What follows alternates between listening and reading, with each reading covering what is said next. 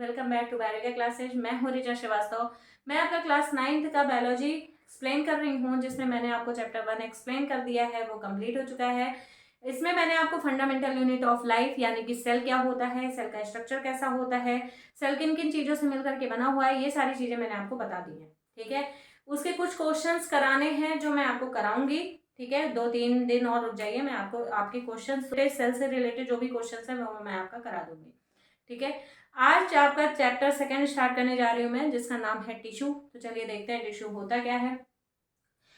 कोई भी सेल, सबसे पहले आपको सेल चैप्टर के बारे में दिया हुआ था। ठीक है, यानी कि सेल में आपने ये पढ़ लिया कि सेल का डिवीजन होता कैसे है, या सेल में डिवीजन करने की कैपेसिटी पाई जाती है, और एक छोटी सी सेल क्या है वो कंप्लीट बॉडी का फॉर्मेशन करती है। ठीक है, ये आपको चैप्टर 1 में बता दिया गया। अब चैप्टर 1 में ये चीजें बताने का मतलब क्या था, अब वो सेल डिवाइड होगी तो वो आगे चल के बनाएगी क्या, इसका मेन मतलब यही था चैप्टर 1 में इस सेल को एक्सप्लेन करने का।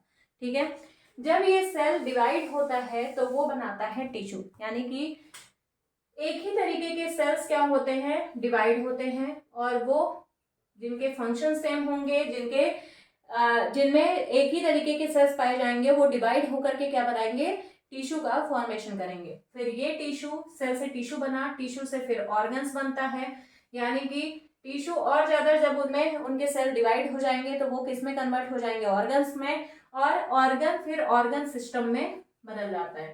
ठीक है, यानी कि कोई भी सेल डिवाइड होगी तो वो सबसे पहले क्या बनाएगी, टिश्यू बनाएगी। ठीक है, इसीलिए सबसे पहले आपका चैप्टर कौन सा दिया हुआ है, सेल दिया हुआ है, उसके बाद का चैप्टर क्या है, टिश्यू है। ठीक है, तो टिश्यू के बाद क्या बनता है, ऑर्गन बनता है। जैसे हमारी बॉडी में बहुत सारे ऑर्गन्स होते हैं, ठीक है, किडनी, लीवर, लंग्स, ये सारे ऑर्गन्स होते हैं, इनको बनाने का काम किसका है, सेल का ही है। ठीक है, लेकिन डायरेक्ट सेल ऑर्गन्स नहीं बना देगी, सेल पहले डिवाइड होगी और वो कन्वर्ट किस में होगी, टिश्यू में। ठीक है, तो टिश्यू में डिवाइड होने के बाद ये ऑर्गन बनाती है, ऑर्गन से ऑर्गन सिस्टम बनता है, और उसके बाद ऑर्गन सिस्टम जब बन जाता है, ऑर्गन सिस्टम यानी कि बहुत सारे ऑर्गन्स जब बन जाते हैं तो वो एक सिस्टम के रूप में काम करते हैं। ठीक है, जैसे कोई भी ऑर्गेनाइजेशन होता है वो एक सिस्टम से काम करता है, उसमें काम करने वाले कई लोग होते हैं, तो उसे एक कंप्लीट सिस्टम बोला जाता है। सेम उसी तरीके से यहाँ पर भी ऑर्गन्स कई सारे होते हैं, उनका अलग अलग फंक्शन होता है, तो यानी कि वो क्या बना लेते हैं, एक कंप्लीट सिस्टम बना लेते हैं। ठीक है, और ये ऑर्गन सिस्टम जब बन गया तो एक कंप्लीट बॉडी का फॉर्मेशन हो जाता है। ठीक है, तो इस तरीके से एक सेल जो है वो कंप्लीट बॉडी का फॉर्मेशन इतने स्टेप में करती है। ठीक है, ये हो गया सेल से टिश्यू बनना। अब टिश्यू जो है वो कई तरीके के होते हैं। ठीक है, पहला तो टिश्यू जिनमें डिवीजन करने की कैपेसिटी है, वो डिवाइड करके बना लेंगे ऑर्गन्स को। ठीक है, लेकिन जैसे ही वो ऑर्गन बना तो वो क्या हो गया, डिफ्रेंशिएट हो गया। जैसे हमारी जो सेल्स हैं वो डिवाइड होती हैं तो टिश्यू बनाती हैं, टिश्यू से ऑर्गन बनता है। ठीक है, जैसे हमारे लंग्स का फॉर्मेशन हुआ, तो लंग्स का फॉर्मेशन हो गया। अब वहां की सेल अगर लीवर में ले जाकर के उनको रख दिया जाए तो वहां पर वो कोई भी फंक्शन परफॉर्म नहीं कर सकती, क्योंकि वो सेल्स अब क्या हो गई हैं, डिफ्रेंशिएट हो गई हैं। यानी कि किसी भी ग्रुप ऑफ सेल्स, जब उनका ग्रुप ऑफ सेल्स का एक फंक्शन क्या होता है, डिफाइन हो जाता है, तो वो डिफ्रेंशिएटेड सेल्स कहलाती हैं। यानी कि अब वो कहीं कहीं और कोई भी फंक्शन परफॉर्म नहीं कर सकती, उनका फंक्शन फिक्स हो गया, यानी कि उन्हें जो फंक्शन करना है वो वही फंक्शन करेंगी। अगर उन्हें ले जाकर के किडनी में ले जाकर के ट्रांसफर कर दिया जाए तो वहां पर वो फंक्शन नहीं कर पाएंगी। इसीलिए डिफ्रेंशिएटेड सेल्स का फॉर्मेशन बाद में होता है। सबसे पहले टिश्यू जब बनता है तो वहां पर कुछ सेल्स होती हैं जिनमें डिवीजन करने की कैपेसिटी पाई जाती है, लेकिन जैसे ही ऑर्गन्स बन गए तो यानी कि वहां की सेल्स क्या हो गई, डिफ्रेंशिएटेड हो गई। अब वहां की सेल्स कहीं और फंक्शन परफॉर्म नहीं कर सकती, उनका जो फंक्शन है वो डिफ्रेंशिएट कर दिया गया, यानी कि उनके फंक्शंस को क्या कर दिया गया, फिक्स कर दिया गया। ठीक है, इस तरीके से ये जो टिश्यू बना, ये टिश्यू अभी और डिवाइड होगा और वो आगे चल के ऑर्गन्स का फॉर्मेशन करेगा। ठीक है, लेकिन उसके पहले ये टिश्यू होते कितने तरीके के हैं, तो टिश्यू जो है वो 2 तरीके के पाए जाते हैं। पहला कौन सा है, मेरिस्मेटिक टिश्यू। ये जो आपको ये स्ट्रक्चर दिखाई दे रहा है डायग्राम, वो मेरिस्मेटिक टिश्यू का ही है। ये चैप्टर आपका बहुत इंटरेस्टिंग है, पढ़ने में बहुत मजा आने वाला है आपको। मेरिस्टेमेटिक टिश्यू, मेरिस्टेमेटिक टिश्यू होते क्या है, ऐसे टिश्यू जिनमें डिवीजन करने की कैपेसिटी पाई जाती है, ठीक है, तो उन्हें क्या बोला जाता है, मेरिस्टेमेटिक टिश्यू। और दूसरा क्या है, परमानेंट टिश्यू। परमानेंट मतलब अब वो परमानेंट हो गए, अब उनमें डिवीजन करने की कैपेसिटी नहीं पाई जाएगी, ठीक है, तो ये हो गए परमानेंट टिश्यू। तो मेरिस्टेमेटिक टिश्यू ऐसे टिश्यूज जिनकी सेल्स में डिवीजन करने की कैपेसिटी पाई जाती है, मतलब ये सेल्स वहां पर मौजूद होंगी जहां पर प्लांट की ग्रोथ होनी है, ठीक है, ये टिश्यूज वहां पर पाई जाएंगी प्लांट्स में, स्पेशली ये प्लांट्स के बारे में आपको बताया जा रहा है, ठीक है, तो ये टिश्यूज वहां पर प्रेजेंट होंगे जहां पर प्लांट का ग्रोइंग रीजन है, जैसे रूट और शूट, ठीक है, तो ये दो ही ग्रोइंग रीजन होता है, या तो प्लांट का जड़ ग्रो करेगा या तो प्लांट का स्टेम ग्रो करेगा, ठीक है, यही दो चीजें तो ग्रो करती हैं, और कहाँ से ग्रोथ होती है, प्लांट का इधर उधर तो ग्रोथ होने नहीं लगता, वो दो ही रीजन से ग्रोथ होगा, या तो वो अपवर्ड डायरेक्शन में या डाउनवर्ड डायरेक्शन में, ठीक है, रूट कहाँ है, डाउनवर्ड डायरेक्शन में, और स्टेम कहाँ है, अपवर्ड डायरेक्शन में, तो दो डायरेक्शन में प्लांट की ग्रोथ होती है, ठीक है। अब ये मेरिस्टेमेटिक टिश्यू जो है ये भी कई तरीके के होते हैं, स्पेशली 3 तरीके के होते हैं। पहला क्या है, एपिकल मेरिस्टेम, और दूसरा है इंटरकैलरी, तीसरा क्या है, लेटरल, ठीक है। पहला है एपिकल मेरिस्टेम, एपिकल रीजन पे जो पाए जाएंगे उन्हें एपिकल मेरिस्टेमेटिक टिश्यूज बोलेंगे, ठीक है। एपिकल मेरिस्टेम पे यानी कि प्लांट के टिप रीजन पे, जहां से प्लांट की ग्रोथ होना स्टार्ट होती है, चाहे वो प्लांट का रूट वाला रीजन हो चाहे वो प्लांट का स्टेम वाला रीजन हो, ठीक है, दोनों जगहों पर ये क्या पाया जाता है, एपिकल मेरिस्टेम, और ये टिप से ग्रोथ करना स्टार्ट कर देता है, ठीक है। तो ऐसे मेरिस्टेमेटिक टिश्यू जो कि एपिकल रीजन पर, प्लांट के एपिकल रीजन पर प्रेजेंट होते हैं उन्हें क्या बोला जाता है, एपिकल मेरिस्टेमेटिक टिश्यू। दूसरा क्या है, इंटरकैलरी, इंटरकैलरी यानी कि बीच में पाए जाएंगे, ठीक है, इंटरकैलरी रीजन यानी कि जो टिश्यूज बीच में पाए जाएंगे उन्हें क्या बोला जाएगा, इंटरकैलरी, यानी कि ये नोड रीजन पर पाए जाते हैं, ठीक है, जगह जगह पर गांठ दिखाई देती है आपको, प्लांट जब देखे होंगे आप तो उसमें जगह जगह पर, जैसे मान लो ये कोई प्लांट है, ठीक है, तो अब यहाँ पर इस तरीके से ऐसे छोटी छोटी गांठ दिखाई देगी आपको, ठीक है, तो ये गांठ जो है इसे नोड रीजन कहा जाता है, ये जो नोड रीजन है इसी को नोड बोलते हैं, ठीक है, ये जो नोड रीजन है यहीं पर इंटरकैलरी टिश्यूज पाए जाते हैं, और ये टिश्यूज क्या करते हैं, इंटरकैलरी रीजन यानी कि जो नोड रीजन है वहां से ब्रांचेस के निकलने में इनका इंपॉर्टेंट रोल होता है, यानी कि ब्रांचेस जब भी निकलेंगे तो वो कहाँ से निकलेंगे, इंटरकैलरी मेरिस्टेमेटिक रीजन से, ठीक है, तो ये दूसरे तरह का मेरिस्टेमेटिक टिश्यू हो गया। तीसरा क्या है, लेटरल मेरिस्टेम, यानी कि जब प्लांट के गर्भ में ग्रोथ होनी है, यानी कि प्लांट के विथ में जब ग्रोथ होनी है तो वो ग्रोथ कैसी होगी, लैटरल मेरिस्टेमेटिक टिश्यूज की वजह से होगी, ठीक है। ये लैटरल मेरिस्टेमेटिक टिश्यूज प्लांट की चौड़ाई में ग्रोथ करते हैं, यहीं पर प्रेजेंट होते हैं, ये है लैटरल मेरिस्टेमेटिक टिश्यूज, और ये प्लांट को चौड़ाई में ग्रोथ करने में इंपॉर्टेंट रोल प्ले करते हैं, ठीक है। तो ये 3 तरीके के मेरिस्टेमेटिक टिश्यूज हो गए, कौन कौन से, पहला क्या है, एपिकल मेरिस्टेम, दूसरा क्या है, इंटरकैलरी, और तीसरा क्या है, लैटरल मेरिस्टेम, ठीक है।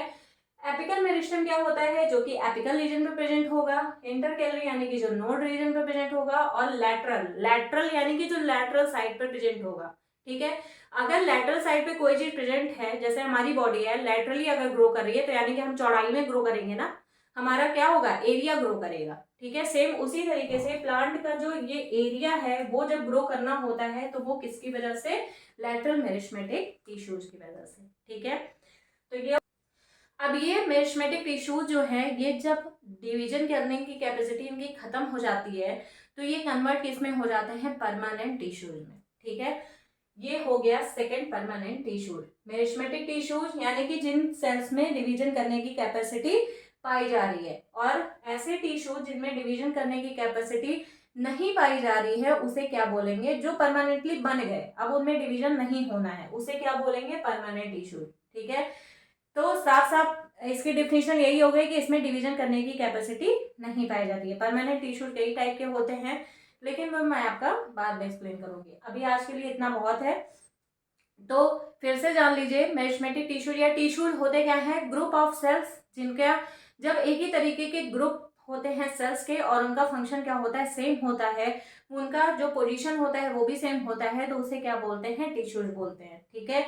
जब ग्रुप ऑफ सेल्स में डिवीजन होगा, यानी कि जब वो डिवाइड होकर के क्या बनाएंगे, सेल का फॉर्मेशन, सेल जो है वो डिवाइड होकर के टिश्यू बनाएगी, टिश्यू से ऑर्गन बनता है, ऑर्गन से ऑर्गन सिस्टम बनता है, और ऑर्गन सिस्टम एक कंप्लीट बॉडी का फॉर्मेशन कर लेता है। यानी कि हमारी जो कंप्लीट बॉडी बनी हुई है वो एक छोटे से सेल से बनी हुई है। सेम उसी तरीके से प्लांट में भी जो प्लांट की बॉडी होती है वो एक छोटे से सेल से ही बनी होती है। ठीक है, तो अब ये दो तरीके के टिश्यूज पाए जाते हैं। पहले टिश्यू क्या हो गए, मेरिस्मेटिक टिश्यू, दूसरा क्या है, परमानेंट टिश्यू। मेरिस्मेटिक टिश्यूज में तीन तरीके के मेरिस्मेटिक टिश्यूज ऐसे टिश्यूज हैं जिनमें डिवीजन करने की कैपेसिटी पाई जाती है। ठीक है, अब इनके सेल्स का कैरेक्टर कैसा होता है, कैसे सेल्स इसमें पाए जाते हैं। तो जो मेरिस्मेटिक टिश्यूज होते हैं इनके सेल्स आइसोडायमेट्रिक होते हैं, आइसोडायमेट्रिक मतलब जिनका डायमीटर क्या होगा, आइसो सेम। ठीक है, आइसो का मतलब क्या होता है, सेम होता है। तो आइसो डायमेट्रिक का मतलब हो गया ऐसे टिश्यूज या ऐसे सेल्स जिनका डायमीटर सेम होगा उन्हें क्या बोला जाएगा, आइसो डायमेट्रिक बोला जाएगा। तो ये जो सेल्स होती हैं मेरिस्मेटिक टिश्यूज, इनकी सेल्स एक जैसी होती हैं। ठीक है, इनका जो सेल्स का वो जो वॉल होता है, यानी कि जो सेल वॉल होता है वो कैसा होता है, थिन होता है। ठीक है, पतली सेल वॉल पाई जाती है जिससे आसानी से ये डिवाइड हो सके। ठीक है, तो आइसोडायमेट्रिक सेल्स होती हैं, थिन सेल वॉल प्रेजेंट होता है, डेंस साइटोप्लाज्म पाया जाता है। ठीक है, इनमें साइटोप्लाज्म बहुत ज्यादा होता है, लेकिन इन सेल्स में रिजर्व फूड मटेरियल जो होता है वो एब्सेंट होता है। यानी कि रिजर्व फूड मटेरियल जैसे स्टोरेज मटेरियल जो होते हैं वो यहाँ पर नहीं पाए जाते हैं। ठीक है, क्योंकि ये सेल लगातार डिवाइड होती रहती हैं तो इनमें फूड मटेरियल स्टोर होने की कंडीशन आ ही नहीं पाती है, इसीलिए यहाँ पर फूड मटेरियल स्टोर नहीं होता है। ठीक है, तो पहला कैरेक्टर क्या हो गया कि आइसोडायमेट्रिक होते हैं, इनका जो सेल वॉल होता है वो कैसा होता है, बहुत थिन होता है, इनमें रिजर्व फूड मटेरियल एब्सेंट होता है। यानी कि अगर रिजर्व फूड मटेरियल एब्सेंट है तो जाहिर सी बात है वैक्यूल क्या होगा, एब्सेंट होगा। यहाँ पर वैक्यूल नहीं पाया जाता है। ठीक है, वैक्यूल में ही तो फूड मटेरियल जाकर के स्टोर होता है, तो वो वैक्यूल क्या होगा, जब रिजर्व फूड मटेरियल ही नहीं है तो वैक्यूल भी एब्सेंट होगा। ठीक है, वैक्यूल नहीं पाया जाता है। इसके अलावा इनमें जो न्यूक्लियस होता है वो कैसा होता है, लार्ज होता है। ठीक है, न्यूक्लियस लार्ज होते हैं।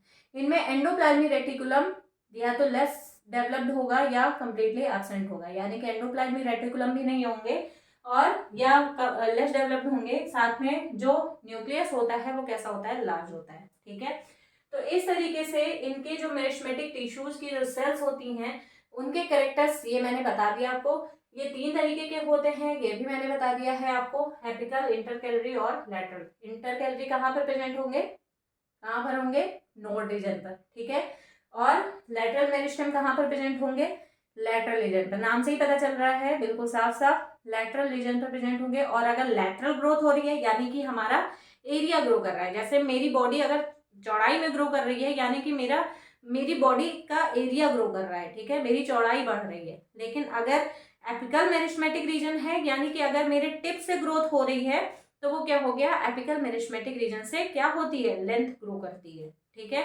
और अगर लैटरल मेरिस्मेटिक रीजन है तो यानी कि उससे एरिया बढ़ेगा, यानी कि विड्थ बढ़ेगा।